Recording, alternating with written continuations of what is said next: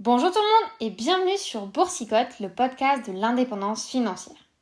Je te l'ai promis la semaine dernière, je te fais un épisode cette semaine un peu plus axé sur les marchés, vu qu'on va voir ensemble pourquoi la bourse et les marchés financiers ont chuté de manière assez importante, disons-le, la semaine dernière. Ce que je trouve assez formidable avec la bourse, c'est qu'elle reflète parfaitement notre société dans laquelle on vit et qu'elle retranscrit à la perfection autant les avancées de notre monde que les inquiétudes des investisseurs en temps réel. Pour la comprendre, il faut comprendre le monde. Et honnêtement, quoi de mieux que de comprendre le monde qui nous entoure ? Alors justement, pour comprendre le monde, en ce moment, il faut aller faire un petit tour du côté de nos amis les Américains. Si tu n'as pas suivi leur situation économique, et notamment en ce qui concerne le travail, ouvre grand tes oreilles, car Mère Castor met ses lunettes et te raconte. Tout d'abord, il te faut savoir qu'après le Covid, les USA ont eu un gros problème de main-d'œuvre. C'est à ce moment qu'est né le mouvement de la grande démission. Les gens ont démissionné en masse pour cause de stress ou de salaire trop bas au vu des conditions de travail parfois très pénibles. Quand je te dis en masse, on parle de pas loin de 50 millions de personnes. De ce fait, pour attirer du personnel, les sociétés ont gonflé les salaires et les avantages proposés aux salariés. Comme c'est toujours un cercle vicieux, l'inflation a augmenté pour atteindre les 3% et ce n'est qu'en juillet qu'elle a commencé à redescendre en dessous de ces chiffres symboliques. Tu t'en doutes évidemment, mais les ménages ont dû se serrer la ceinture et pour essayer de contrebalancer cet effet, la Fed, qui est la banque centrale américaine, a augmenté ses taux entre 5,25 et 5,50%. Ce qui a mis le feu aux poudres et qui a fait craindre une potentielle récession de l'autre côté de l'Atlantique, c'est un rapport qui a été publié et qui concerne le taux de chômage. Il est à 4,3% et c'est le taux le plus haut depuis octobre 2021. De ce fait, les investisseurs ont pris peur car ils ont pensé que la Fed avait mis trop longtemps pour baisser ses taux d'intérêt. Résultat, une chute du S&P 500 de 6%, qui est, je le rappelle, l'indice boursier qui réplique la croissance des 500 plus grosses sociétés cotées à la bourse américaine.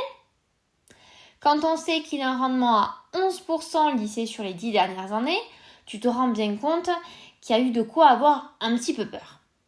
Le Nasdaq, qui est l'indice qui suit la bourse américaine orientée vers les technologies, a quant à lui aussi chuté de 10%.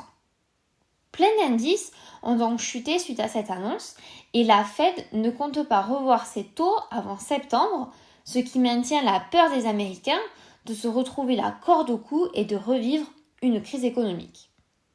Deuxième point qu'il te faut connaître concerne l'indice Nikkei 225. Ça peut paraître barbare comme nom, mais c'est simplement l'indice qui suit les 225 plus grosses entreprises publiques sur la bourse de Tokyo.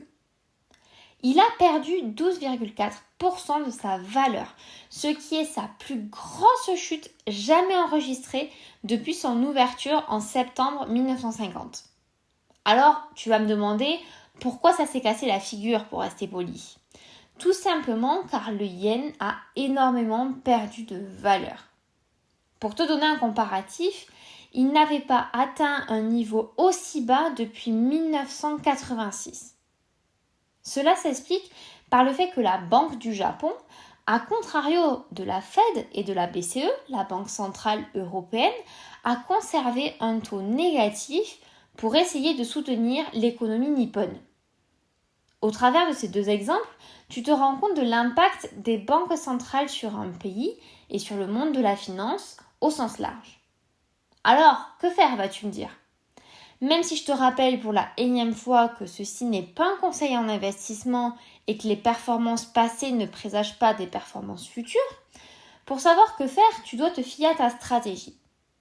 Si ton but est de faire du trading, j'espère que tu as passé tes ordres rapidement en fonction de tes objectifs.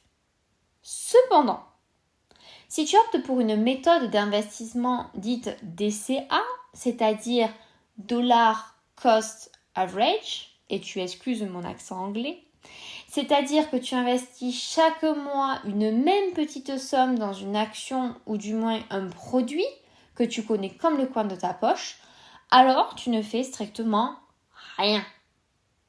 La stratégie DCA est suivie par de nombreux investisseurs, notamment les particuliers.